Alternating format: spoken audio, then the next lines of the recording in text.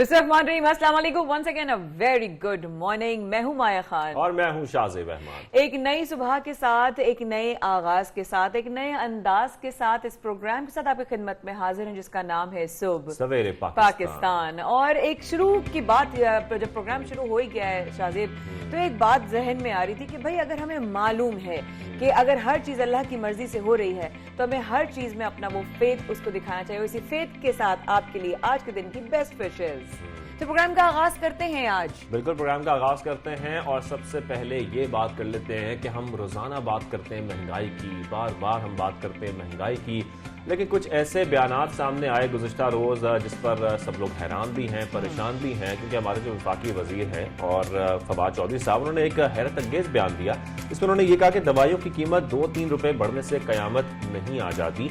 लेकिन इस बयान के बाद हम देख रहे थे सोशल मीडिया पर जो सार्फिन है माया, वो काफी इस पर तनकीद भी कर रहे हैं और ये भी कह रहे हैं कि जो मैसेज है अगर उनकी बात की जाए, मिडिल क्लास की बात ना की जाए, तो महंगाई की वजह से उनको 2-3 रुपए से भी फर्क पड़ता है, उनको 5 रुपए से भी फर्क पड़ता है, उनको 10 रुपए से भी फर्क पड़ता है।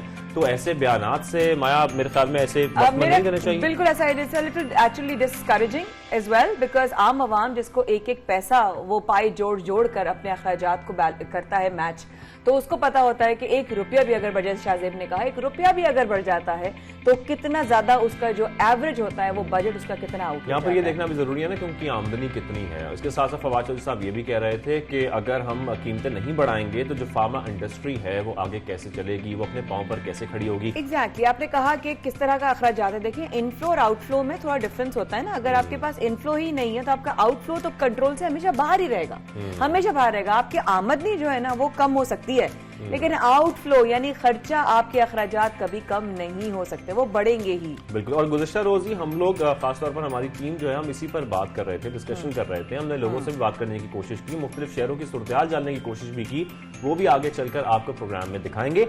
अब आपको बताते हैं एक खबर अच्छी है, और वो अच्छी इस तरह है कि आलमी मंडी में हम देख रहे हैं कि खाम तेल की कीमतों में कमी आई है और उसके असरात जाहिर बात है कि पाकिस्तान पर आने चाहिए। उम्मीद जाहिर की जा रही है कि पाकिस्तान में जो पेट्रोलियम मसनूआत की कीमतें हैं उसमें कमी आएगी। माया बहुत अच्छी है कि अगर ये खबर आ जाती है, क्योंकि हम तो बहुत परेशान थे कि भाई गाड़ियों की भी टैक्स में इजाफा हो रहा है, बिजली में भी इजाफा हो रहा है, गैस तो आ ही नहीं रही है, और अब जो है फ्यूल भी कंट्रोल से बाहर होगा। लेकिन ये खबर आना बहुत ही खुश आइंद बात, खुश आइंदा, लेकिन ये होना बहुत जरूरी है क्योंकि अभी तक ये उम्मीद जाहिर की जा रही है और एक जा रहा है कि 9 रुपए पेट्रोल फी लीटर जो है वो उसमें कमी होगी। इसके साथ साथ डीजल की कीमत में भी कमी होगी। खैर, हम उम्मीद पर दुनिया कायम है, इंतजार करते हैं, देखते हैं आगे जाकर क्या होता है। इसके साथ साथ आपको ये बताना भी बहुत जरूरी है कि वफाकी हुकूमत ने सर्दियों की छुट्टियों का ऐलान कर दिया है। मौसम सरमा की छुट्टियां 25 दिसंबर से 4 जनवरी तक देने पर इत्तेफाक हो गया है। और उसके साथ साथ जो सिंध हुकूमत ने, उन्होंने भी तालीमी इदारों में मौसम सरमा की छुट्टियां 20 दिसंबर से देने का ऐलान कर दिया, जो कि 1 जनवरी तक चलेंगी। तो बच्चे जिन लोगों के एग्जाम्स हो रहे हैं, जैसे कि हमारे घर में भतीजा भतीजी सारे हैं ना, वो तो बड़े खुश होंगे, जल्दी जल्दी पेपर्स दे लो, 20 तारीख की छुट्टियां होने वाली हैं। तो ये एक अच्छी चलो चीज है कि बच्चों की एग्जाम्स भी हो जाएंगे, छुट्टियों का भी आगाज हो जाएगा और उसमें उनको घर में थोड़ा ब्रेक भी मिल जाएगा। और इस दफा सर्दी भी बढ़ रही है, लेकिन सर्दी के साथ साथ हम देख रहे हैं कि कुछ रिकॉर्ड्स में भी इजाफा हो रहा है। और वो कौन से रिकॉर्ड्स हैं? वो क्रिकेट के रिकॉर्ड्स हैं जो हमारी टीम कायम कर रही है, बार बार एक रिकॉर्ड बना रही है, रिकॉर्ड पे रिकॉर्ड बना रही है। और ऐसे हम देख रहे हैं कि एक मैच हुआ, सेकंड मैच T20 सीरीज जो चल रही है पाकिस्तान और वेस्ट इंडीज के दरमियान, उस मैच में भी पाकिस्तान ने ये मैच जीत लिया, 2-0 की बर्तरी हासिल हो गई है। तकरीबन हमने 173 रन का हदफ दिया, जिसके ताकुब में वेस्ट इंडीज जो है वो बिल्कुल नाकाम रही, वो रन्स नहीं बना सकी और ये मैच भी हम जीत गए होम ग्राउंड पर। हाँ शाहजेब, थोड़ा सा ज्यादा हम मेजबान है, थोड़ा सा मौका देना चाहिए एक मुकाबिल टीम को, लेकिन मतलब रिकॉर्ड पे रिकॉर्ड, मतलब पाकिस्तानी टीम माशाल्लाह माशाल्लाह बदे न गए, मेहमान आए हुए हमारे, हम उनकी इज्जत करते हैं। लेकिन मैच तो मैच था माया, मैच में हम खेलेंगे और हमारी टीम जैसे परफॉर्म कर रही है हम उनको अप्रिशिएट भी करते हैं। आगे चलकर इस पर तफसीली बात भी करेंगे। और अब आपको ये बताते हैं कि पाकिस्तान में बगैर इंटरनेट आसान मोबाइल अकाउंट से बैंकिंग अब मुमकिन हो सकेगी। मेरा सवाल, मतलब इंटरनेट के बगैर अकाउंट से पैसे और ट्रांजैक्शंस हो सकती हैं? बिल्कुल हो बगैर सकती इंटरनेट के, बगैर इंटरनेट के मोबाइल फोन से कोड डायल करके ब्रांचलेस जो बैंक है अकाउंट है उसे खोला जा सकेगा, उससे आप पैसे ट्रांसफर भी कर सकते हैं, रिसीव भी कर सकते हैं। और ये बहुत बड़ा कदम उठाया गया है खासतौर पर उन लोगों के लिए जो उनके पास इंटरनेट अवेलेबल ना हो, तो वो भी अपने हर फोन, जिस किस्म का फोन भी वो इस्तेमाल करते हैं, उससे ये सहूलत जो है वो हासिल कर सकते हैं। इसके साथ साथ आगे बढ़कर अब आपको ये बताते हैं कि इनकलाबी खबरें हम शामिल कर रहे हैं, तो इनकलाबी खबर एक और भी है पंजाब से, जो वहाँ की वजीर सेहत हैं डॉक्टर यासीन राशिद। उन्होंने ये कहा है कि सूबे में निकाह से पहले थैलेसीमिया से मुतालिक खून का टेस्ट अब लाजमी होगा, वो आपको कराना होगा। या शाहजेब, ये चीजें हम बहुत सालों से सुन रहे हैं कि इस पर कोई कदम उठेगा, इस पर कोई इम्प्लीमेंटेशन होगी, इस पर कोई, अब हमें उम्मीद एक और बन गई है, क्योंकि देखिए आप अगर टेस्ट नहीं कराएंगे तो आपकी पूरी नस्ल जो है वो अफेक्टेड होगी। जी, और अब आपको ये बताते हैं कि पाकिस्तानियों के लिए एक अच्छी खबर ये भी है कि अब पासपोर्ट का हुसूल बहुत आसान होता जा रहा है। अब आप 24 घंटे के अंदर पासपोर्ट हासिल कर सकते हैं। 10,000 आपने फीस अदा करनी है और पासपोर्ट हासिल करना है 24 घंटे के अंदर, बिल्कुल अर्जेंट। और साथ साथ चाइना की में भी, चाइना की जो मैं लोग कोरोना, अगर नेक्स्ट खबर जो हमारी चाइना बिल्कुल उसका भी जिक्र करेंगे, लेकिन यहाँ पर ये बताना भी आप लोगों को बहुत जरूरी है कि इंडोनेशिया में जलजिला आया है। इंडोनेशिया के जजीरे फ्लोरेस में शदीद जलजिला आया है और 7.7 इसकी शिद्दत रिकॉर्ड की गई है और इससे सुनामी की वार्निंग भी जारी कर दी गई है। इंटरनेशनल खबरों की बात हो गई तो हम प्रोग्राम का बाकायदा आगाज करते हैं और सबसे पहले सबसे अहम मामले की बात करते हैं, खारजा पॉलिसी की हम बात करते हैं, क्योंकि खित्ते से मजबूत होते ताल्लुकात की हम बात कर रहे हैं। और पाकिस्तान की मेजबानी में OIC वज़ीर ख़ारजा काउंसिल का गैर मामूली इजलास 19 दिसंबर 2021 को इस्लामाबाद में होगा। इजलास का मकसद अफगानिस्तान की संगीन इंसानी सूरत हाल पर गौर करना है और लाएअमल तय करना है। तो बहुत अहम मामला है। इसी अहम मामले पर बात करने के लिए हमें ज्वाइन किया है वज़ीर ख़ारजा शाह महमूद कुरैशी साहब ने। वज़ीर ख़ारजा साहब हमें शो में ज्वाइन करने के लिए। सर, हम जैसे कि देख रहे हैं कि वज़ीर ख़ारजा काउंसिल इजलास में जो है वो मुनक़्क़िद किया जा रहा है, इसमें कौन कौन से ममालिक के नुमाइंदे शिरकत कर रहे हैं? देखिए, आपने सही निशानदेही कर दी है कि इंशाअल्लाह 19 दिसंबर को इस्लामाबाद में एक काउंसिल ऑफ फॉरेन मिनिस्टर्स का इजलास मुनक़्क़िद किया जा रहा है और उसका यकनुकाती एजेंडा जो है वो है अफगानिस्तान की सूरत हाल। मैं आपके प्रोग्राम में चंद अहम बातें आज करना चाहता हूँ। इजलास से पहले मैं आज दुनिया को पाकिस्तान के वजीर खारजा के तौर पर ये बावर कराना चाह रहा हूं कि अगर दुनिया ने फिल फौर इक़दामात ना उठाए, जुर्रतमंदाना इक़दामात ना उठाए, तो अफगानिस्तान एक नई दुनिया में सबसे बड़ी इंसानी बहरान की शक्ल वहां जन्म ले रही है। वहां का इकोनॉमिक कलैप्स जो है वो इनएविटेबल दिखाई दे रहा है। और ये मैं मुख्तलिफ वज़राए खारजा से जब मैं न्यूयॉर्क मिला, मैं उनकी खिदमत में ये गुजारिशात करता रहा। मैं अभी ब्रसल्स से होकर आ रहा हूँ जहाँ एक स्ट्रेटेजिक डायलॉग था और मेरी उनके जो हाई रिप्रेजेंटेटिव हैं जोसेफ बोरेल, उनसे तफसीली गुफ्तगू हुई। मैंने उनसे कहा कि अगर यूरोपीय यूनियन फिल फॉर इक़दामात उठाने के बारे में नहीं सोचती और अफगानिस्तान का इकोनॉमिक कलैप्स हो जाता है तो एक बहुत बड़ा इंसानी बहरान जन्म लेने वाला है और वो आपके दरवाजे पे दस्तक देगा। पाकिस्तान, ईरान, ताजिकिस्तान जो हमसाए हैं वो तो मुतासिर होंगे, लेकिन खित्ता सिर्फ नहीं, पूरा यूरोप मुतासिर होगा। आपको फिल फॉर, और ये बात जो मैं कह रहा था आज अक़वाम मुत्तहिदा, वर्ल्ड बैंक, IMF और इसके अलावा बहुत से ऐसे सफीर हैं जो अफगानिस्तान में सर्व कर चुके हैं जो ये आज बात कर रहे हैं। मिसाल के तौर पे एम्बेसडर रायन क्रॉकर जो वह अफगानिस्तान में रह चुके हैं। मिसाल के तौर पर कमांडर जनरल कैंपबेल जो फॉर्मर कमांडर है ISAF फोर्सेस के।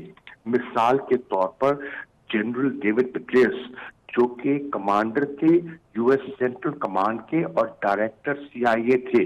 मिसाल के तौर पर एम्बेसडर अर्ल एंथनी वेन जो असिस्टेंट सेक्रेटरी थे of state for economic and business affairs. ये सब हजरात क्या कह रहे हैं?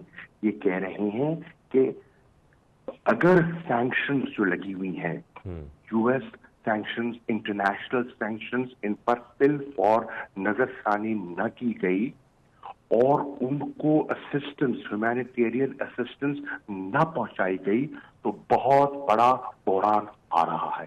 देखिए, बड़ी वाज़ेह सी बात है, अफगानिस्तान का जो बजट है उसका इन्हिसार तकरीबन 75% उसका इन्हिसार एक्सटर्नल असिस्टेंस पे था, जो बंद हो गई। उनके जो अपने मॉनेटरी रिजर्व्स थे वो तकरीबन $9.5 बिलियन के थे, हैं, वो मुंजमद हो गए। इस वक्त उनका जो बैंकिंग सिस्टम है वो फंक्शन नहीं कर रहा।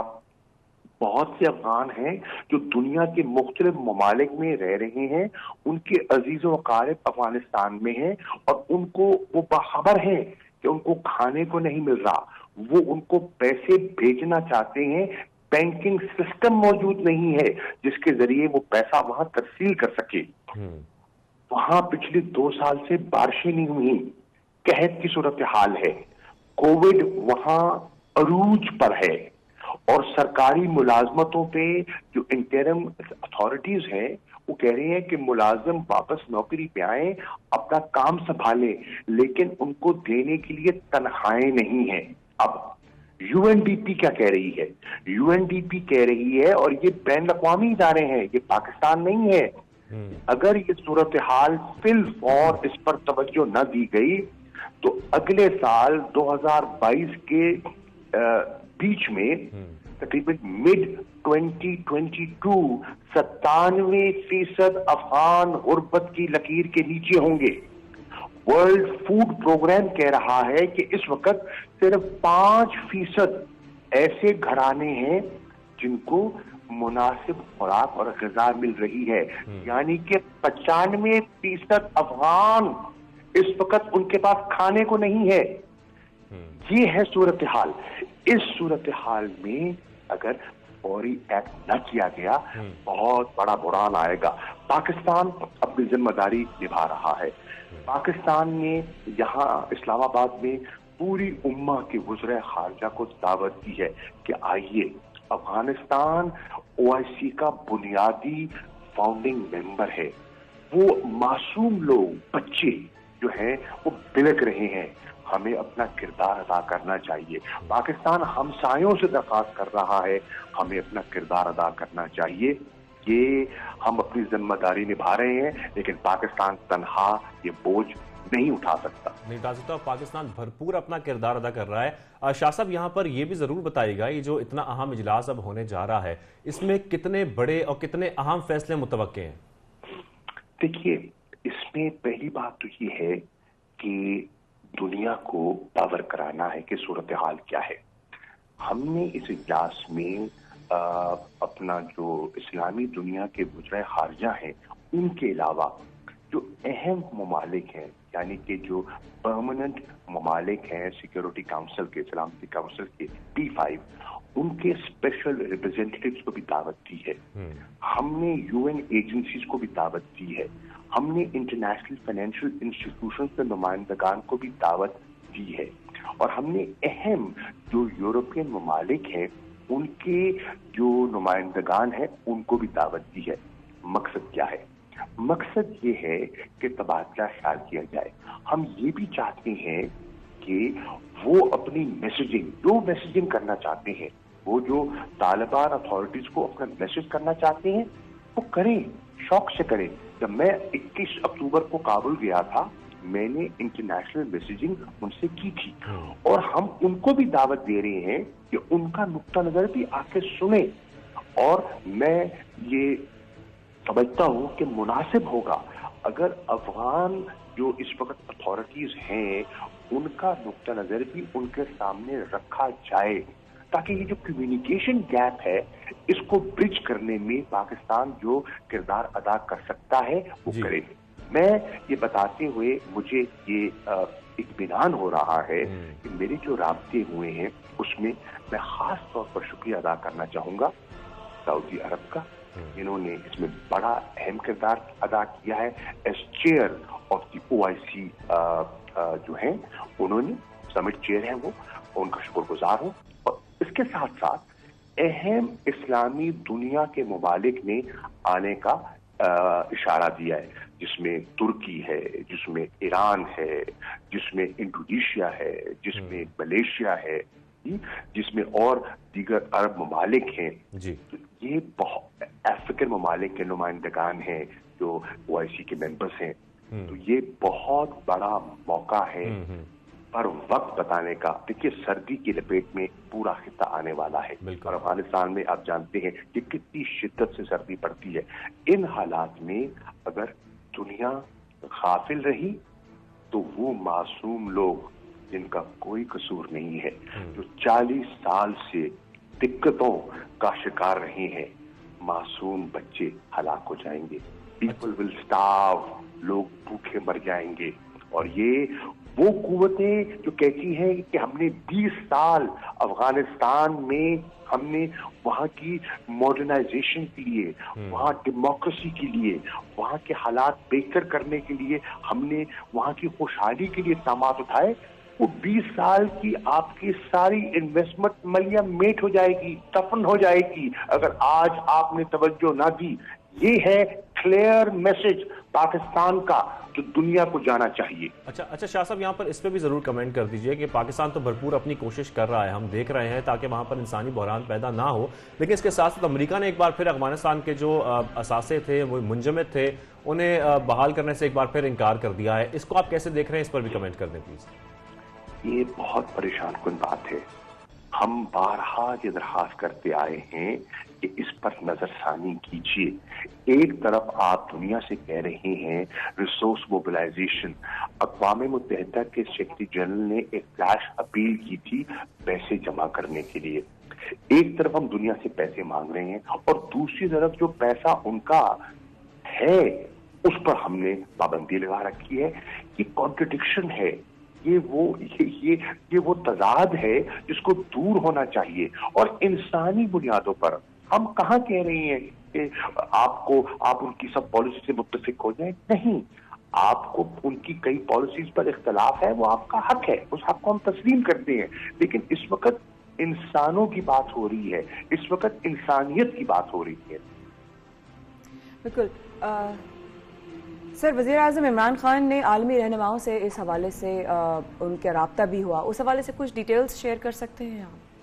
जी, वज़ीर आज़म इमरान खान इस मामले में दुनिया की तवज्जो जो है वो अट्रैक्ट करने की कोशिश कर रहे हैं।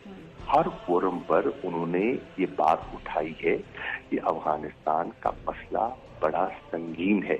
अभी 2 दिन पहले जब वो इस्लामाबाद डायलॉग में उन्होंने खिताब किया, जो जहां एक हो रहा है, एक नशिस्त हो रही है, उसमें उन्होंने अफगानिस्तान के बारे में एक मुफस्सल बयान दिया। पाकिस्तान जो कहता आया, जिस पर तवज्जो नहीं दी गई, हकायक ने उनको दुरुस्त किया। इमरान खान कहते आए, पाकिस्तान कहता आया कि अफगानिस्तान का कोई मिलिट्री सोल्यूशन नहीं है, पॉलिटिकल सोल्यूशन की तरफ आगे बढ़िए। पाकिस्तान कहता आया कि वहां एक ऐसी हुकूमत मुसल्लत की गई है जिस पर लोगों का एतमाद नहीं है, वो करप्ट है, वो नाअहल है, उसकी गवर्नेंस कोलैप्स कर चुकी है, लोगों का उन पर एतमाद नहीं है। इंट्रा अफगान नेगोशिएशंस के फरोग के लिए, पीस टॉक्स के लिए पाकिस्तान ने जो किरदार अदा किया वो किससे पोशीदा नहीं है। इमरान खान दुनिया को ये बावर कराते आए हैं। पाकिस्तान की क़यादत, हमारी अस्करी क़यादत, हमारी पॉलिटिकल क़यादत, इस पर एक ज़बान होकर बात करती रही। और कल एक डायलॉग था जिसमें मैं भी था और साबका जो वजीर खारजा थी पार्टी से दिनारा बानी खान, वो भी थी। उन्होंने भी जो बात की वो ऐन वही थी जो हुकूमत पाकिस्तान इस वक्त कह रही है, यानी कि पाकिस्तान में अफगानिस्तान की सूरत हाल पर तकरीबन एक नेशनल कंसेंसस जन्म ले चुका है। और हम सब मिलकर दुनिया को ये बावर कराना चाहते हैं कि हालात बिगड़ रहे हैं, फौरी अपना मदाखलत कीजिए और ह्यूमैनिटेरियन क्राइसिस से अफगानिस्तान को बचाइए। ठीक है, ह्यूमैनिटेरियन क्राइसिस से अफगानिस्तान को बचाइए। अच्छा सर, यहाँ पर ये बताएं प्लीज कि अफगानिस्तान में जो इंसानी बहरान है, अगर वो पैदा होता है और जैसा कि आप बता रहे हैं जो सूरत हाल वहाँ पर बनती जा रही है, इसके पाकिस्तान पर और इस खित्ते पर क्या असरात मुरत्तब होंगे? देखिए, अफगानिस्तान में अल्लाह न करे अगर वहाँ इंसानी बुहरान पैदा होता है जिसके खदशात मौजूद हैं, पाकिस्तान पर उसकी जो आएगा दबाव, वो एक तो ये है कि नया रेफ्यूजी इन्फ्लक्स आ सकता है। हम आज भी तकरीबन 40 लाख अफगान महाजरीन की खिदमत कर रहे हैं और जो हमारे वसाइल है हमने उनकी खिदमत में पेश किए हुए हैं। ये लुकिंग आफ्टर दम। मजीद हमारे पास कैपेसिटी नहीं है। अगर ये ऐसा होता है तो फिर ईरान पर दबाव आएगा, ताजिकिस्तान पर दबाव आएगा, जितने पड़ोसी हैं उन पर दबाव आएगा, नंबर 1। नंबर 2, अगर वहां बुहरान पैदा होता है और वहां केओस पैदा होता है, वहां एनार्की जन्म लेती है, तो उससे जिन इंटरनेशनल टेररिस्ट ऑर्गेनाइजेशंस को दुनिया 9/11 के बाद शिकस्त देने निकली थी, उनको मौका मिल जाएगा पनपने का, उनको मौका मिल जाएगा एक दफा फिर अफगानिस्तान में अपने पर फैलाने का। तो जितना किया धरा था आपका 20 साल का, जो इंसानी जाने गई, जो अरबों डॉलर आपने इन्वेस्ट किए, जो पाकिस्तान ने बेपनाह कुर्बानी दी, अपने एरिया को क्लेंस किया, सब कुछ बलिया पेट हो जाएगा। दहशतगर्दी की एक नई लहर जन्म ले सकती है। तीसरी चीज, जब वहां कुछ खाने को नहीं होगा, जब वहां कलैप्स होगा, तो इस वक्त आप देख रहे हैं कि पाकिस्तान पर बेपनाह प्रेशर है। हमारे यहाँ दुनिया में इस वक्त जो इन्फ्लेशनरी प्रेशर है, जो अफरात ज़र बढ़ चुका है, उसकी कई वजूहात हैं, तफसीलात में जाने का वक्त नहीं है। तो पाकिस्तान की उनकी खुराक की जरूरियात कीमतें चढ़ जाएंगी। तो यहाँ से फिर क्या होगा? आटा, चीनी, दालें, घी, सब जो जरूरत की चीजें हैं वो अफगानिस्तान का रुख करेंगी। तो पाकिस्तान में मजीद महंगाई जन्म ले सकती है। पाकिस्तान के लोग इस वक्त तकलीफ में हैं, उनकी तकलीफों में इजाफा होगा, और ये सिर्फ हमें नहीं होगा, हमारे गिरदो नवा भी होगा। तो ये सब चीजें हैं जिसका पाकिस्तान जिनका अहाता कर रहा है, और हमारी ये तशवीश है जो हम दुनिया से शेयर कर रहे हैं। बिल्कुल सर, और यही वजह है कि पाकिस्तान अपनी भरपूर कोशिश कर रहा है कि इंसानी बहरान अफगानिस्तान में ऐसा पैदा ना हो। वज़ीर ख़ारजा शाह महमूद कुरैशी साहब जिन्होंने हमें ज्वाइन किया, सर आपका बहुत शुक्रिया हमें ज्वाइन करने के लिए, हमें वक्त देने के लिए। माया, वाकई ये बहुत संगीन सूरत हाल है जिस पर हम सोच भी रहे हैं। पाकिस्तान भरपूर अपना किरदार निभा रहा है, पाकिस्तान अपना किरदार निभा रहा है, लेकिन इतना तकलीफ दे मंजर उन्होंने जो इस वक्त हमारे लिए रख दिया है सामने, जो फोर्थ कमिंग मन करती तो गौर से सुन रही थी कि वाकई में इसका जो है वो असर सिर्फ पाकिस्तान नहीं बल्कि आसपास के और ममालिक में, लेकिन जिस तरीके से वो मिरर इफेक्ट की बात कर रहे थे कि वहां पर आएगा तो पाकिस्तान पे क्या इफेक्ट आएगा, इस और बहुत सारी खबरों के साथ इस वक्त के बाद रहेगा हमारे साथ। अभी हम वापस आते हैं, शाहजेब और माया आपके मुंतजिर सबसे पहले पाकिस्तान में। Will be right back.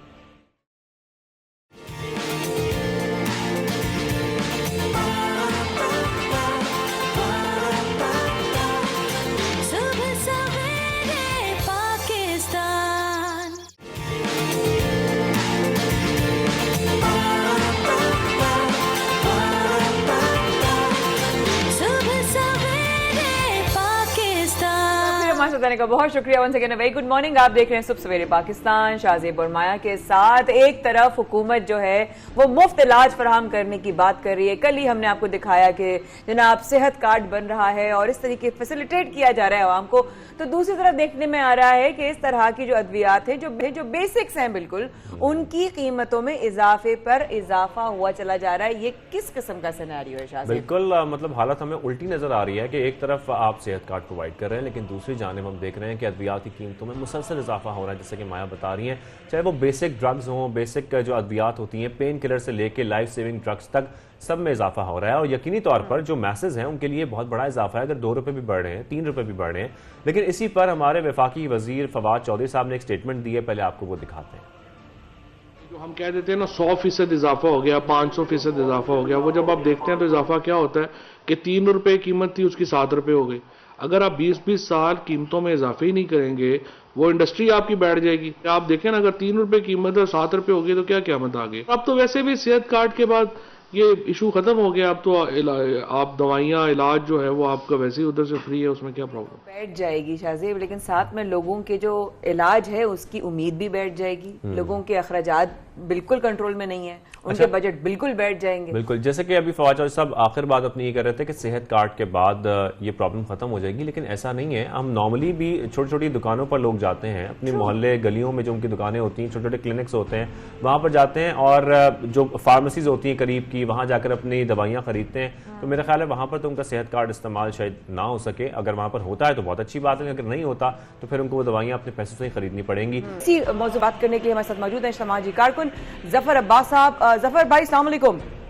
पहला सवाल, बहुत शुक्रिया आने के लिए। सवाल, क्या शिकायत करूं, किस बारे में बात करूं, किस चीज को हाईलाइट करूं, महंगाई की कौन सी चीज को लेकर आपसे सवाल करूं?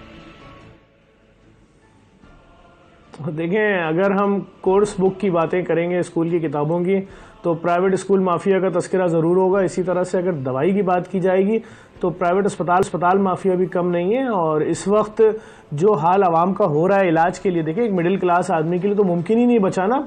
अब जो दवाई बेचारा 2-3 साल पहले तक शुगर की या ब्लड प्रेशर की ले लेता था 2,500-3 हज़ार रुपए की, अब वो 6-6.5 हज़ार रुपए की आ रही है। कैसे है? किसी को अगर हार्ट की प्रॉब्लम है, उसकी दवाई तो उसकी अब साथ साथ चलनी है ना। और बात यह कि अगर हमारे वुज़रा ये बातें बोलेंगे कि सिर्फ डबल तो हुए हैं पैसे, सिर्फ डबल तो हुए हैं पैसे, 3 रुपए वाली चीज 6 रुपए की तो हुई है, 1 लाख वाली चीज 2 लाख की तो हुई है। तो इतनी सादी सी बात है, हर बात में तो यही बात बोल रहे हैं कि 300 वाला 10 किलो का आटे का थैला 850 का तो हुआ है, 50 वाली चीनी 150 की तो हुई है। तो बात यह है कि अगर ये इस तरह की बातें करते जाएंगे और आवाम को बिल्कुल भी नहीं सोचेंगे, यकीन जाने मैंने कल अपने दस्तरखान पर, जो जेडीसी के दस्तरखान लगे, मैं वहां पर एक सिक्योरिटी गार्ड का इंटरव्यू लिया। मैंने कहा भाई मैं क्या तुमसे बात कर सकता हूँ? खाना खा रहा था बेचारा। उसने कहा बिल्कुल। मैंने कहा आप सुबह से गन लेकर बैठे रहते हो बैंकों के बाहर, इसके बाहर 8-8 घंटे 10-10 घंटे की नौकरियां करते हो, दरवाजे खोलते हो लोगों के लिए, जान भी खतरे में होती है, तनख्वाह कितनी है तुम्हारी? उसने बोला 16,000 रुपए। तो मैंने कहा घर का किराया कितना है? कहने लगा 15,000 रुपए। मैंने कहा बचता क्या है? कह रहे 1,000। मैंने इस 1,000 में आना जाना, खाना, दवाई, बीवी, बच्चे सब कर लेते हो? कह रहे नहीं, पूरे महीने लोगों से कर्जा उधार लेके जैसे तैसे गुजारा होता है। बात यह है कि अगर हम 16,000 रुपए की बात कर रहे हैं कि 16,000 रुपए के अंदर, तो आप मुझे सिर्फ 16,000 रुपए में किसी बुजुर्ग की मेडिसिन लाके दिखा दे, हार्ट की और शुगर की और ब्लड प्रेशर की, तो उसके बाद तो उस बेचारे के पास बचेगा ही 6,000। तो इसका मतलब ना वो घर का किराया दे पाएगा, ना वो अपने बच्चों के खाने का इंतजाम कर सकता है। अफसोस सिर्फ ये है कि आवाम के मुंतखब नुमाइंदे ये बातें कर रहे हैं कि सिर्फ डबल तो हुई है दवाइयों की कीमतें, सिर्फ डबल तो हुई हैं। अरे भाई हर हफ्ते डबल हो रही हैं, ऐसा कहां होता है? बात यह कि अगर आप अभी, मैं आपको कितनी एप्लीकेशनें दिखाऊंगा, मेरे अब्बा फला प्राइवेट अस्पताल में फंसे हुए, मेरी अम्मा फला प्राइवेट अस्पताल में फंसी हुई है, मेरा 6 महीने का बच्चा फला प्राइवेट अस्पताल में फंसा हुआ है, हम रोड एक्सीडेंट में गलती से प्राइवेट अस्पताल में ले गए अपने मरीज को, अब हमें अपना पेशेंट रिलीज कराने के लिए इतने लाख रुपए देने हैं, अब हमें अपने मरहूम की लाश अस्पताल से रिलीज कराने के लिए इतने लाख रुपए देने हैं। आप बताएं मुझे वो कौन से इदारा है जहां इन लोगों को भेज दिया जाए? अस्पताल वाले बिल दे देते कि ये लो भाई, तुम्हारा मरीज जो आईसीयू में मर गया, वेंटिलेटर पर था, उसके ऊपर हमारी 25 लाख रुपए की दवाई लग गई 12 दिन के अंदर। अब वो किससे कंफर्म करेगा जाके उस मरने वाले का बेटा कि क्या वाकई ये दवाई मेरे मरीज को लगी भी है कि नहीं लगी? और अस्पताल वाले कह रहे बॉडी हम देंगे नहीं, पहले आप पैसा दीजिए लाके। तो बात ये, लोग तो पिस रहे हैं। और आप कहते हैं कोई भी किसी भी किस्म का कार्ड आ गया इलाज के लिए, तो क्या वो एक मिडिल क्लास आदमी की पहुंच में है? वो कैसे लेगा कार्ड? उसका बच्चा बीमार है, एमआरआई कराने चले गए, एक एमआरआई टेस्ट मिडिल क्लास आदमी करवा सकता है 16,000 18,000 रुपए का? नहीं करा आज सकता। सिटी स्कैन किसी की पहुंच में रह गया कि खुदा न खास्ता मोटरसाइकिल पे गिर जाए तो बात ही यहाँ तो क्या बात की जाए? आप मुझे बताइए ना। हाँ। ट्रांसप्लांट कराना हो मिडिल क्लास आदमी को, जमाने में चंदा मांगेगा, जमाने में भीख मांगे कि 40 लाख रुपए चाहिए ट्रांसप्लांट कराना है, बोन मैरो ट्रांसप्लांट कराओ, जमाने के आगे हाथ फैलाए, फला मुल्क लेकर जाना है, फला मुल्क लेकर जाना है, बच्चे की एज 5 साल हो जाएगी, उसके बाद उसका इलाज ही नहीं हो सकता। हम जानते हैं किस तरह से दरवाजे खटखटाते हैं लोगों के कि भाई ये केस आया हुआ है, कुछ पैसे आप दे दो, 40-40 लाख, और दूसरे मुल्क के 40 लाख, पाकिस्तान के 80 लाख। तो बात यह है कि मैं हुकूमत के नुमाइंदों से गुजारिश करूंगा, खुदा के वास्ते लोगों का दर्द समझें। ये 16, 18, 20 हजार रुपए अपनी जेब में रखकर 1 महीना गुजारने की कोशिश तो करें। देखें तो क्या उसमें वो दवाइयां आती हैं जो आपके घर के बुजुर्ग खाते हैं, उसके बाद आपकी जेब में कोई पैसा बचेगा?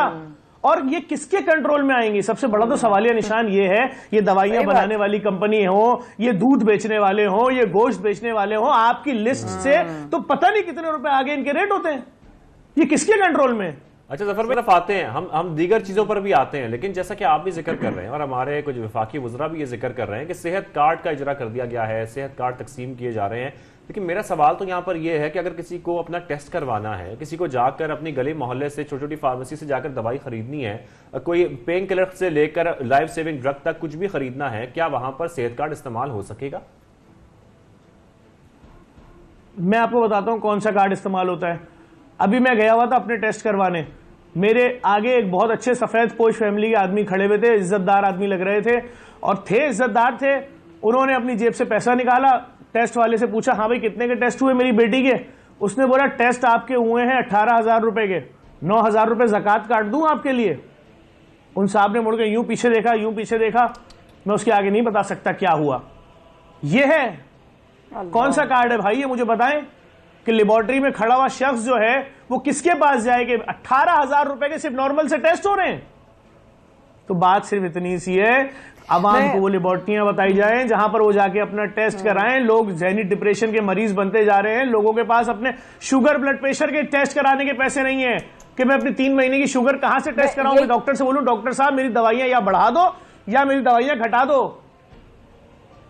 मैं यही सी जफर भाई आपकी बात से कि जितने लोग हैं, मेजॉरिटी ऑफ द पीपल, उनका ये कि जब वो टेस्ट का सुनते हैं ना कि टेस्ट कौन सा, वो ये सोच के ही रुक जाते हैं कि इसमें तो बहुत पैसे लग जाएंगे, यार छोड़ो ठीक हो जाएगी तबीयत, और उसी में बीमारियां बढ़ती जाती हैं, उनमें इजाफा होता जाता है। जब वक्त गुजरता जाता है, टेस्ट वक्त पर नहीं होता, असल में बात ये ना, बीमारियां बढ़ी।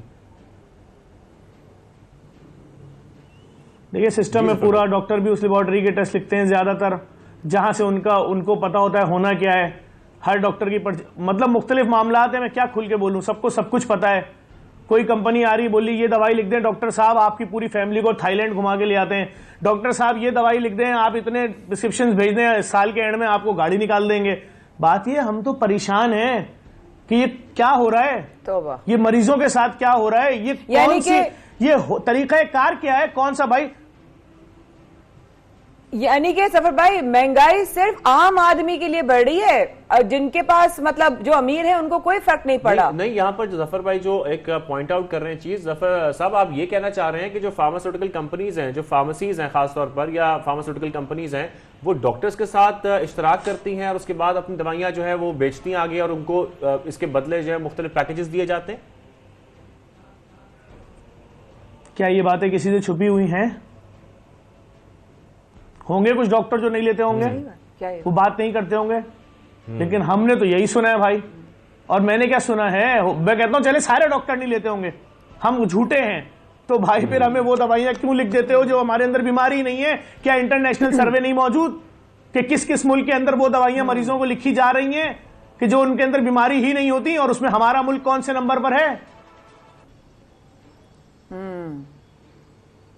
सही कह रहे हैं, सही कह रहे। फिर महंगाई का रोना, फिर हम किस उम्मीद पे बैठे हैं? फिर हम सोच रहे थे कि सिंध तक आएगा, सेहत कट आएगा, हम एक और उम्मीद हमें जागी, चलो इतने बुरी न्यूज रोजाना के बेसिस पे आती हैं, उस पर हम कहते थे कोई एक उम्मीद जागेगी, तो फिर कोई फायदा नहीं है जफर भाई। फिर तो अगर ये हालात है तो आप मुझे बताएं, रोड पे जब एक्सीडेंट हो जाएगा किसी का तो उसके बाद क्या किया जाएगा? उसकी फैमिली उस मरीज को लेकर पहले कार्ड लेने जाएगी या वो उस अस्पताल जाएगी जहां वो कार्ड चलता होगा, तो उस वक्त तक वो मरीज बचेगा? भाई सिस्टम सही करने की जरूरत है कि नहीं है? किया क्या जाना चाहिए आप बताएं। और वो कंपनी जो जिनके बारे में खुद वज़रा कह रहे हैं कि सिर्फ डबल तो किए कीमतें, सिर्फ डबल तो किए, क्या इस इंडस्ट्री को परवान नहीं चढ़वाए हम? तो बात यह है कि आप किस किस इंडस्ट्रीज की बात करेंगे, बताएं ना, कौन सी इंडस्ट्री कंट्रोल में, नाम बताएं उसका। सही बात है। तो जफर साहब पर यहाँ पर ये बताएं कि जैसा कि आप जिक्र कर रहे हैं, कोई भी इंडस्ट्री कंट्रोल में नहीं है, कोई भी माफिया कंट्रोल में नहीं है। इन माफिया को कंट्रोल करने के लिए, मुख्तलिफ इंडस्ट्रीज को कंट्रोल करने के लिए, महंगाई को कंट्रोल करने के लिए हुकूमत, क्योंकि हम देख रहे हैं मुसलसल यही बात कर रही है जब से आई है ये हुकूमत कि हम माफिया का जो है वो खात्मा करेंगे, माफिया नहीं होगी, लेकिन माफिया का ना खात्मा हो रहा है और हम देख रहे हैं कि मुसलसल महंगाई में भी इजाफा हो रहा है। तो सबसे पहले तो ये बताइएगा फिर मुस्तकिल हल क्या निकालना चाहिए इस माफिया को कंट्रोल करने के लिए, क्या करना होगा, क्या इंतहाई कदम उठाने पड़ेंगे हुकूमत को? अगर इसी तरह से एक आम दूध बेचने वाला भी आपके कंट्रोल में नहीं है तो मुझे सिर्फ इतना बताएं, क्या ये आवाम महंगाई से बच पाएगी? यानी लोग अपने बच्चों को दूध पिलाना छोड़ दें, दवाई खिलाना छोड़ दें, गोश्त तो वैसे ही छोड़ चुके हैं, अब खरीद में ही नहीं है, उनकी कुव्वतें खरीद में ही नहीं है। सब्जियां वो नहीं खरीद सकते, किसी दिन 400 रुपए किलो टमाटर हो जाता है, किसी दिन 250 रुपए किलो हो जाता है। बात सिर्फ सीधी सीधी है, इन हुक्मरानों से पूछा जाए कि भाई आप हमारे तरीके से आके पुल के इस तरफ वाली जिंदगी एक बार देखें तो, कि ये जिंदगी है क्या। एक आम आदमी जो 30, 35, 40 हजार रुपए कमाता है, जब डॉक्टर उसको कोई टेस्ट लिख के देता है तो वो मजीद बीमार हो जाता है उस टेस्ट के रेट सुनने के बाद। लोग, आपको मैं बताऊं, आपने अभी तक सिर्फ यही सुना होगा कि लोग बाजारों में जाके विंडो शॉपिंग करते हैं। मैं ऐसे 25 लोगों को जानता हूं जो लैब के चक्कर लगाते हैं। आपके यहाँ ये वाला टेस्ट कितने का है? अच्छा ठीक है, मैं बताता हूं। फिर अगली लैब में जाते हैं, आपके यहाँ कितने का है ये वाला टेस्ट? जी आपको बताता हूं। फिर पूछते हैं आपके यहाँ, फिर उसके बाद एक बंदा बोलता है इधर आए, हमारे यहाँ ज़कात खैरात है, लेकिन उस ज़कात खैरात के बाद भी जो 50% अमाउंट बचता है वो इतना ज्यादा होता है कि एक मिडिल क्लास आदमी हिल जाता है। ठीक है, ठीक है, का पॉइंट हमारे पास आ गया। जो गुफ्तगू आपने की वो भी हमारे नाज़रीन ने सुनी। जफर अब्बास साहब बहुत शुक्रिया हमें ज्वाइन करने के लिए शो में। यहाँ पर छोटी सी ब्रेक लेते हैं, उसके बाद दोबारा हाजिर होंगे।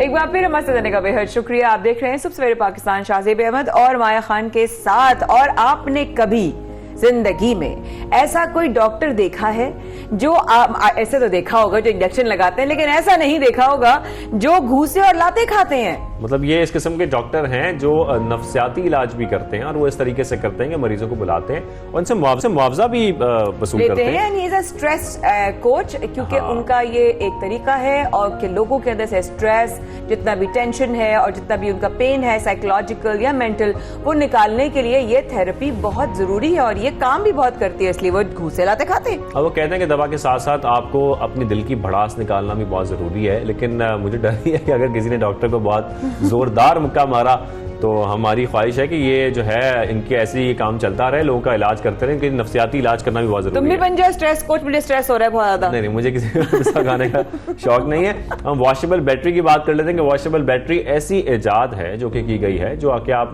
मुख्तलिफ अपने कपड़ों के अंदर इस्तेमाल कर सकते हैं। ये सर्किट के साथ कनेक्टेड होती है, लेकिन इसका फायदा ये है, ये एक पहली इजाद ऐसी है जो कि मूवेबल है, जो आप धो भी दी जाए तो कोई फर्क नहीं पड़ता, खराब नहीं होती, आप कहीं पर भी इसको इस्तेमाल कर सकते हैं। वाटरप्रूफ भी है और इसमें सर्किट्स लगे होते हैं, लेकिन ये खराब नहीं होते, इसको आप तोड़ मड़ोड़ भी सकते हैं, कुछ भी कर सकते हैं, ये बैटरी खराब नहीं होगी। तो ये मेरा ख्याल है बैटरी एक अच्छी इजाद है।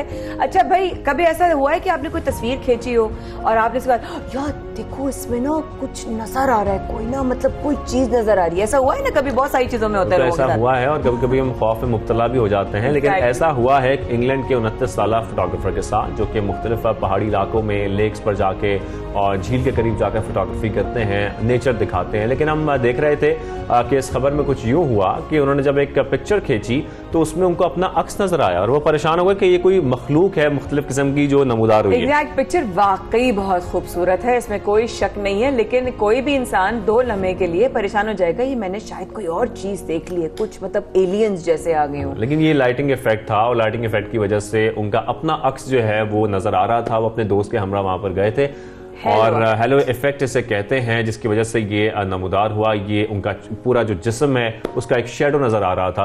तो एक बड़ी दिलचस्प ये पिक्चर थी जो कि बड़ी वायरल हो रही है, लोग बड़ी पसंद कर रहे हैं। इसके साथ साथ एक ऐसे ड्रोन के बारे में बात कर लेते हैं जो कि बॉम्ब डिस्पोजल ड्रोन है और लेजर से पता चला सिर्फ लेजर से वो बॉम्ब जो है वो डिस्पोज कर सकता है, डिस्पोज ऑफ कर सकता है। ये एक टेक्नोलॉजी है जिसका मेरे ख्याल है जहां सही तरीके से इस्तेमाल की जाएगी तो इसका बहुत फायदा होगा और लोगों की बहुत सारी जानें बच सकेंगी। बिल्कुल, तुर्की कंपनी है जिन्होंने ये इजाद की है और इसको जो तुबीतैक जो तुर्क कंपनी है इन्होंने इसे इजाद किया। ये मुख्तलिफ शुआओं के जरिए जो बॉम्ब्स होते हैं, जो बम होता है उसको बॉम्ब डिस्पोजल स्क्वाड जैसे कि काम करता है, इस तरीके से ये ड्रोन काम करता है मुख्तलिफ शुआओं के जरिए और नकारा बनाने की सलाहियत रखता है मुख्तलिफ जो बॉम्ब्स हैं उनको। तो ये बड़ी अच्छी एक एडवांसमेंट है, वेरी गुड एडवांसमेंट। और मुझे ये सोचते सोचते ख्याल आया कि वो जो हम लोगों ने एक शिप की बात की थी कि हमें जाना है, लेकिन यहाँ तो दुबई में साहिले समंदर पर फ्लोटिंग होटल का भी जो है वो इनकाद होने जा रहा है। बिल्कुल, ये लग्जरी होटल है, फ्लोटिंग होटल है, जिसके अंदर बहुत ज्यादा कैपेसिटी है, तकरीबन 156 कमरों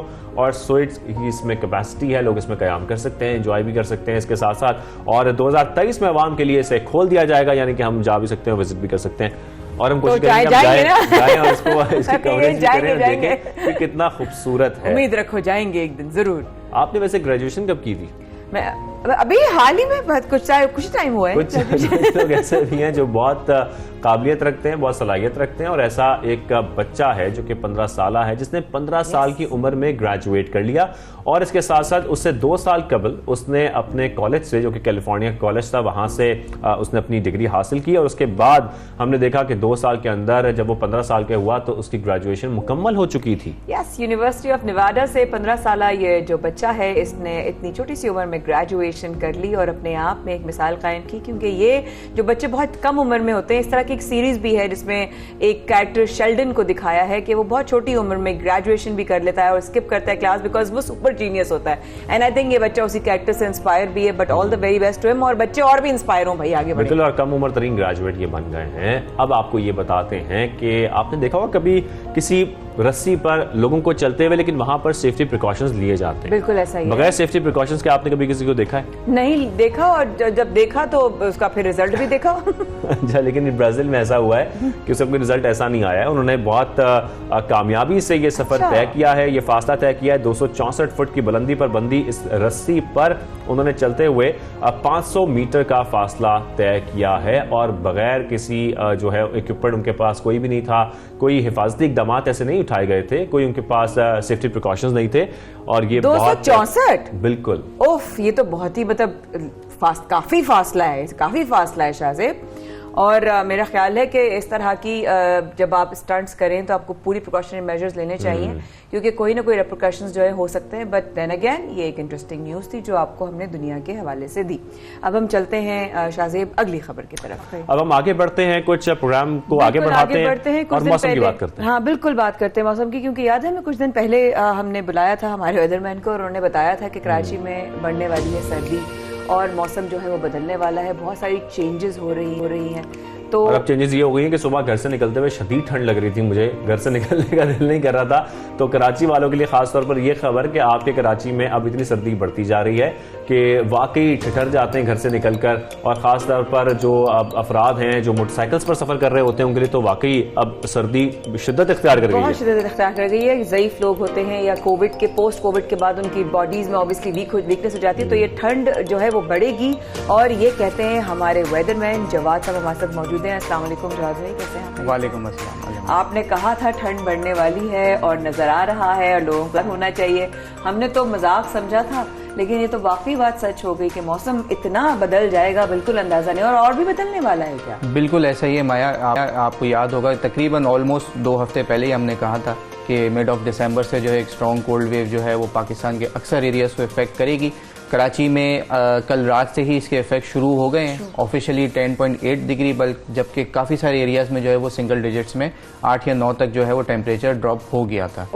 अब आज से लेके अगले 4-5 दिन तक जो है ये कोल्ड वेव जो अभी रिसेंटली स्टार्ट हुई है, ये कंटिन्यू करेगी। और उम्मीद यही है कि बुध से लेके सैटरडे तक जो है वो तकरीबन एरियाज जो हैं वो सिंगल डिजिट्स यानी कि 7 से 8 डिग्री 9 डिग्री, जबकि फील्ड लाइक टेम्परेचर जो है वो 5 से 6 डिग्री तक भी ड्रॉप हो सकता है। और हम देख रहे हैं जो हवाएं चल रही हैं इस वक्त कराची में, वो बड़ी सर्द हवाएं हैं। किस किस्म की हवाएं? क्या ये वही हवाएं हैं जिसका हम जिक्र करते रहे पहले? ये वही क्वेटा की हवाएं हैं जो इस वक्त कराची में चल रही हैं, और आगे आने वाले दिनों में इनकी शिद्दत में इजाफा होगा, तकरीबन 30-35 किलोमीटर तक जाएंगी।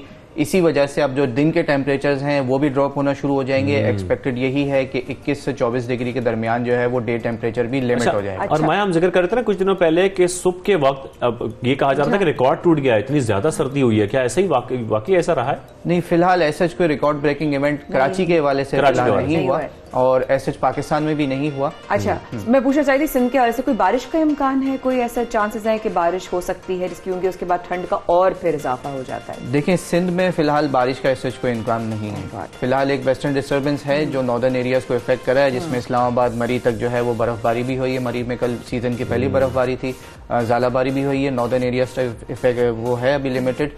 इंशाल्लाह फिलहाल एक लॉन्ग रेंज फोरकास्ट है, लेकिन अभी यही देखने में आ रहा है कि दिसंबर के आखिरी दिनों में या जनवरी के फर्स्ट वीक में जो है एक काफ़ी स्ट्रॉन्ग वेस्टर्न डिस्टर्बेंस आता नजर आ रहा है, जो यकसा कराची से कश्मीर तक पाकिस्तान के काफ़ी सारे एरियाज में बारिशें बर्फबारी ला सकता है, अपर एरियाज में बर्फबारी। लेकिन फिलहाल लॉन्ग रेंज फोरकास्ट है, आने वाले दिनों में चेंजेस होंगे।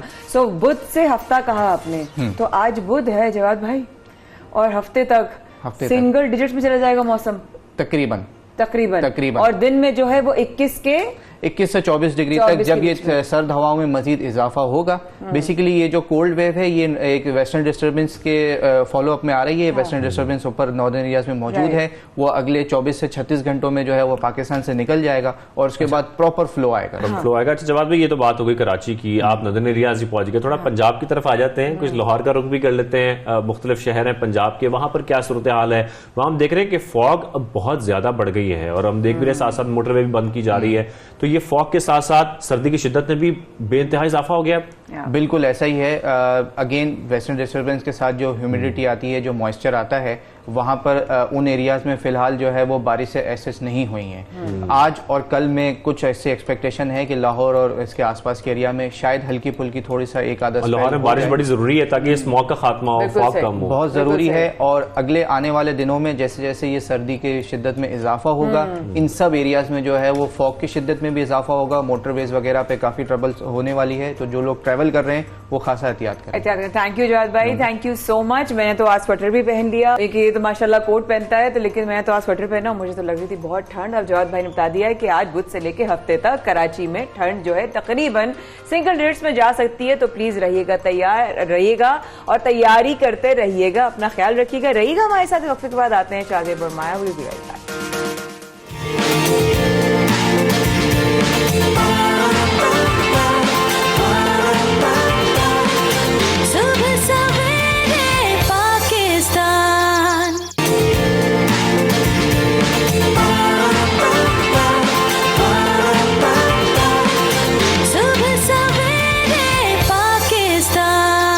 अब हम एक अहम मौजू की तरफ बढ़ते हैं। बहुत अहम इसलिए है क्योंकि पाकिस्तान को पोलियो फ्री बनाना है और इस पर अमल करना है, हम सबकी जिम्मेदारी है, वालिदैन की जिम्मेदारी भी है, इसके साथ साथ हम सबकी जिम्मेदारी भी है कि इंसदाद पोलियो मुहिम जो जारी है हम उसको सपोर्ट करें और उसका हिस्सा इसी तरीके से बने कि जितने वालिदैन हैं घरों पर वो अपने बच्चों को पोलियो के कतरे लाजमी पिलाएं। ये बहुत जरूरी है। उलमा कराम भी अब इस पर जोर दे रहे हैं। बिल्कुल दे रहे हैं, क्योंकि वो 2 कतरे आपकी जनरेशंस को एक सेहतमंद जिंदगी दे सकते हैं। वो 2 कतरे और वो जिम्मेदारी उस लम्हे की जिसमें आप अपने बच्चे को वो 2 कतरे पोलियो के दे रहे होते हैं, जिम्मेदारी के साथ दिलवा रहे होते हैं कि मुझे अपने बच्चे को पोलियो से दूर रखना है, पोलियो से महफूज रखना है।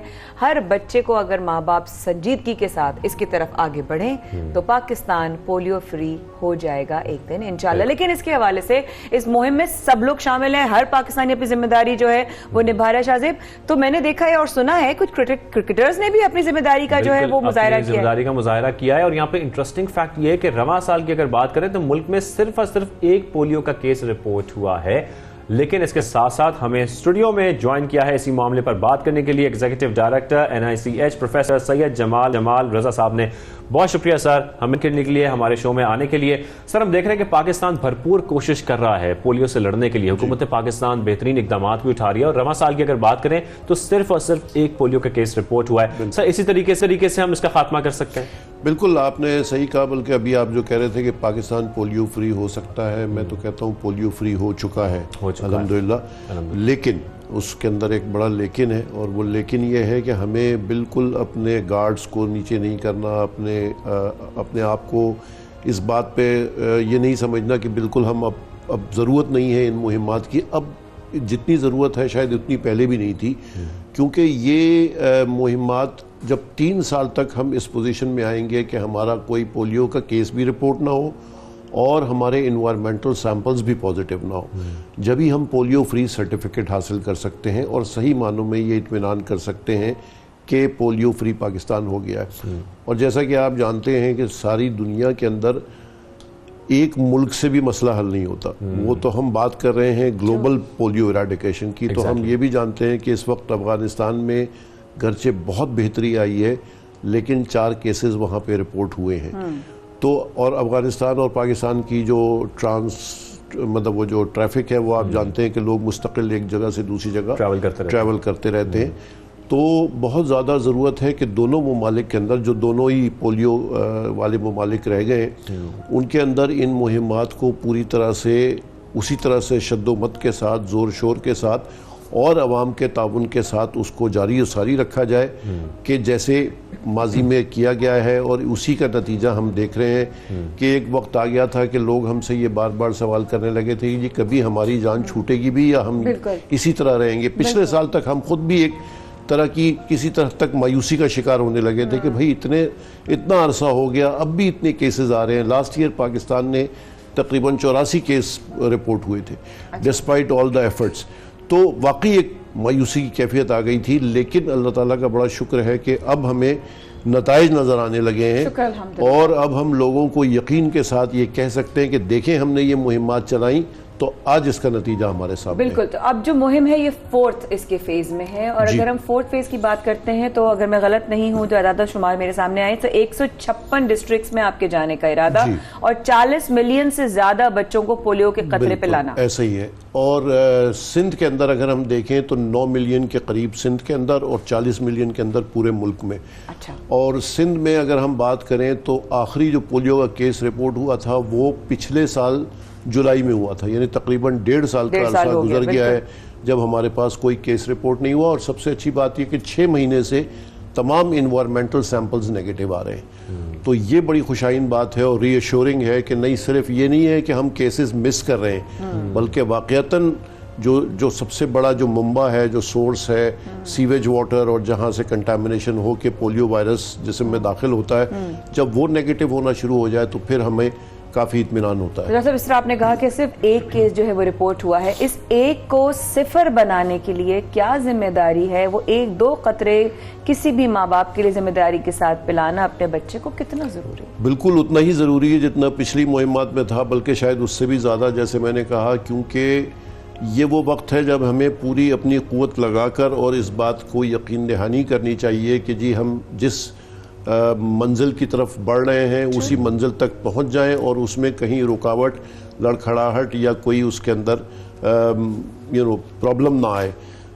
और मेरी अपील है, आप सब भी इसमें बड़ा ताउन करते हैं, मीडिया का बहुत बड़ा रोल रहा है लोगों को इस बात पे कन्विंस करने में कि जी ये कतरे कोई नुकसान नहीं पहुंचा रहे। इतने सालों से ये मुहिमात चल रही हैं, किसी किस्म के नुकसान नहीं हो रहे, बल्कि आपके और हमारे बच्चों को पोलियो से महफूज बना रहे हैं। लेकिन सर मैं चाहूंगा यहाँ पर आप वालिदैन को एक पैगाम पहुंचाएं हमारे शो के जरिए और ये बताएं कि पोलियो के कतरे पिलाना, ये 2 कतरे कितने जरूरी हैं, कितने अहम हैं। अगर वो इसमें गफलत हो भी रही है तो वो ना करें। नहीं, ये बहुत ज्यादा इसकी अहमियत है कि पोलियो के कतरे आप अगर पहले पिलाए भी जा चुके हैं, बारहा जितनी भी मुहिमात में पिलाए गए हैं, दोबारा पिलाएं।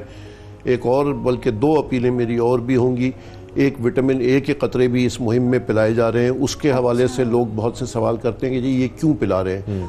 तो वो भी मैं वजाहत कर दूं कि पाकिस्तान की जो न्यूट्रिशनल सर्वे था आखिरी, उसके अंदर उसके मुताबिक 50% से ज़्यादा बच्चे 5 साल से कम उम्र के, उनके अंदर विटामिन ए की कमी पाई गई। अच्छा, विटामिन ए करता क्या है? विटामिन ए हमारी जो एपिथेलियम है उसको प्रोटेक्ट करता है, जो यानी समझे कि जो शील्ड है हमें रेस्पिरेटरी पैसेजेस में, इंटेस्टाइन के अंदर, वो उसकी हिफाजती लेयर को मजबूत करता है। तो अगर वो कमज़ोर होगी हिफाजती लेयर तो बच्चों को फिर नमूनिया, चेस्ट इन्फेक्शन, ये जो फ्लू जो इस मौसम में आपका बढ़ जाता है, इम्यून सिस्टम को स्ट्रॉन्ग करता है। तो इसलिए और 50% से ज़ायद बच्चों में विटामिन ए की कमी बताई गई है। तो बहुत ज़रूरी है कि विटामिन ए के भी कतरे पिलाएं। और एक आखिरी रिक्वेस्ट वालिदैन से ये होगी कि जो पोलियो वर्कर आपके घर पर आते हैं, हमें उनका एहसानमंद होना चाहिए। खुदा के लिए वो अपनी जानों पे खेलकर, अपनी जिंदगियों को दाव पे लगा के हमारे और आपके बच्चों की हिफाजत के लिए, हम देखते हैं सेहत के लिए ऐसे इलाकों के जहाँ कठिन रास्ते होते हैं, पॉसिबल नहीं होता, वो वहां पर भी जाते हैं, उन बच्चों को कतरे पिलाते हैं। खुदारा उनसे उनको इज्जत दीजिए, हर शख्स को इज्जत देनी चाहिए, लेकिन उनके एहसानमंद होइए कि वो आपके बच्चों को की जिंदगियों को बचाने के लिए आपके घर तक आए हैं। अच्छा सर, अगर वालिदैन अब भी रिलक्टेंट हैं कुछ, तो उनके लिए, उनकी आगाही के लिए कुछ स्पेशल प्रोग्राम भी इनिशिएट किया जा रहा है? बिल्कुल, हर जगह पे महकमे सेहत के लोग मौजूद हैं, आपके पीडियाट्रिशियन, आप अपने बच्चों को किसी न किसी डॉक्टर को तो दिखाते होंगे। तमाम, मैं पाकिस्तान पीडियाट्रिक एसोसिएशन का भी प्रेसिडेंट इलेक्ट हूँ, तो उसकी तरफ से हमारी जो जितनी भी मुहिम के अंदर जितने भी हमारे बच्चों के डॉक्टर हैं, उनसे आप जाकर जो भी आपके दिल में ख्याल है, जो भी शक व शुबा है, उनसे आप मशवरा करें, पूछ लें कि भाई वाकई कोई ख़तरा इसमें है या नहीं है। तो आप अपना इत्मीनान कर लें और हम मौजूद हैं आपको इत्मीनान दिलाने के लिए और रीअश्योर करने के लिए कि ये चीज़ सिर्फ और सिर्फ आपकी बेहतरी के लिए है, आपके बच्चों की बेहतरी के लिए है। ना इसमें कोई बैनुल अक़वामी साजिश है, ना यहूदी साजिश है। सॉरी टू से, ये समझना बहुत जरूरी है। ये हम साजिशों के बारे में पहले सोचते हैं, बच्चों के बारे में बाद में सोचते हैं। 2 कतरे आपके बच्चे की जिंदगी, आपकी जिंदगी कितनी बेहतर कर सकते हैं, क्योंकि एक अगर बच्चा जिसको पोलियो हो जाए, उसकी पूरी फैमिली जो है वो इमोशनली जो है वो अफेक्ट हो जाती है। साथ साथ जिस तरीके से डॉक्टर साहब ने भी कहा, ये बात समझना बहुत जरूरी है कि उन 2 कतरों के साथ विटामिन ए जब पूछते हैं आप, तो वो आपके बच्चे की क़ुव्वत मदाफियत को और मजबूत बनाने के लिए लगाई जा रही है, ताकि उसके अंदर ताकत पैदा हो, नेचुरली पैदा हो, कि वो एलर्जीज के साथ, वो मौसमी बीमारियों के साथ, मुख्तलिफ डिजीज के साथ उसकी बॉडी लड़ सके। बिल्कुल ऐसा ही। 2 कतरे पाकिस्तान पोलियो फ्री पाकिस्तान इंशाल्लाह। तो मेरा ख्याल है कि ये इस पोलियो के हवाले से हम लोगों को और जो है जो फोर्स करना चाहिए वो सिर्फ इस बात पे है कि मैं सवाल करती हूँ, डॉक्टर साहब आप भी माशाल्लाह फैमिली है, जो लगाने जा रही हैं वर्कर्स, उनकी भी फैमिली है, उनके भी बच्चे हैं, वो भी अपनी जान जो है वो दाव पे लगाकर निकलती हैं, और जितने भी वर्कर्स जा रहे होते हैं, आपने कहा उनका एहसानमंद होना चाहिए। मैं सिर्फ कहूंगी कि एहसानमंद नहीं होना चाहिए, आपको उनके लिए पूछना चाहिए कि क्या हम आपके लिए कुछ कर सकते हैं। मैं तो ये समझती हूँ क्योंकि जिस तरीके से वो आ रहे हैं अपनी जान हथेली पर रखकर, कड़ी धूप में देखा है, स्कार्फ पहन कर वर्कर, जो फीमेल वर्कर्स है, मास्क पहन कर, कोविड में भी उन्होंने काम करना नहीं छोड़ा। वो इतना बड़ा चैलेंज था। मैं उनकी, हम दोनों बल्कि उन वर्कर्स की तहे दिल से शुक्रगुजार हैं। लेकिन एक बार फिर कहूंगी, एक मैसेज फिर दे दीजिए माँ बाप को, माशरे को, देखने वालों को, कि वो 2 कतरे पोलियो के क्यों इतने जरूरी हैं। इसलिए कि हम अभी इससे मुकम्मल तौर पे छुटकारा नहीं पा चुके हैं, लिहाजा जब तक ऐसा ना हो, बल्कि मैं ये इस मौके से फ़ायदा उठा के ये भी कहूँगा कि सिर्फ पोलियो नहीं, जितने भी हिफाजती टीके आपके बच्चों के लिए लगाए जाते हैं, हुकूमती इक़दाम होते हैं, उसके साथ ताउन कीजिए, क्योंकि सिर्फ पोलियो की बात नहीं, बहुत सारी बीमारियाँ हैं जिनसे आपके बच्चों को बचाना। अभी खसरे की मुहिम चली थी, मीज़ल्स रुबेला की, माशाल्लाह बड़ा अच्छा रिस्पॉन्स आया।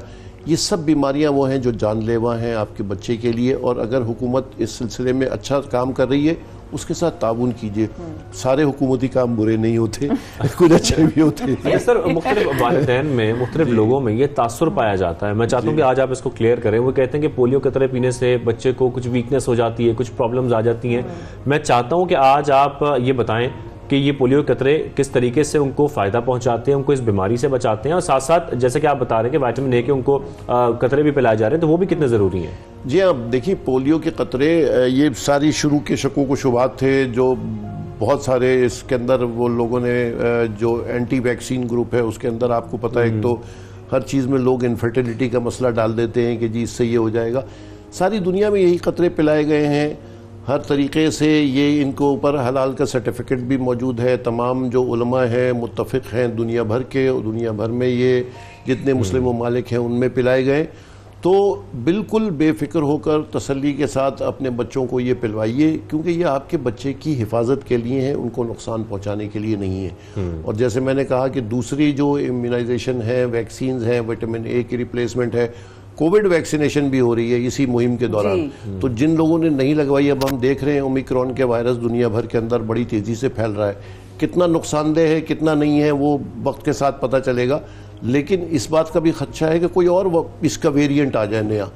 तो वही बात जो पोलियो के लिए है वही कोविड के लिए भी है कि जब तक हम पूरी तरह से काबू ना पाएं, अपनी जो जिम्मेदारी है उसको पूरी करें। अपने घर वालों को, बच्चों को, अब तो 12 साल से ऊपर बच्चों को वैक्सीनेशन लगाई जा रही है, उनके साथ भी ताउन करें, वो भी वैक्सीनेशन। इसी तरीके से अपने प्यारों को महफूज बनाया जाए, ये बहुत जरूरी, कतरे पिलाना ही बहुत जरूरी है। डॉक्टर सैयद जमाल रजा साहब हमारे साथ मौजूद है शो में। सर, हमें ज्वाइन करने के लिए बहुत शुक्रिया, इस मौजू पर बात करने के लिए बहुत शुक्रिया। तो अब हम इख्तिताम की तरफ चलते हैं शाहजेब, और कितनी जरूरी बातें हैं कि ख्वाब है कि पाकिस्तान थैलेसीमिया फ्री हो, पाकिस्तान पोलियो फ्री हो, और इंशाअल्लाह होगी। आपसे कल मुलाकात। शाहजेब और माया को दीजिए कल तक की इजाजत। सुबह सवेरे पाकिस्तान में कल करेंगे आपका इंतजार। अल्लाह हाफिज।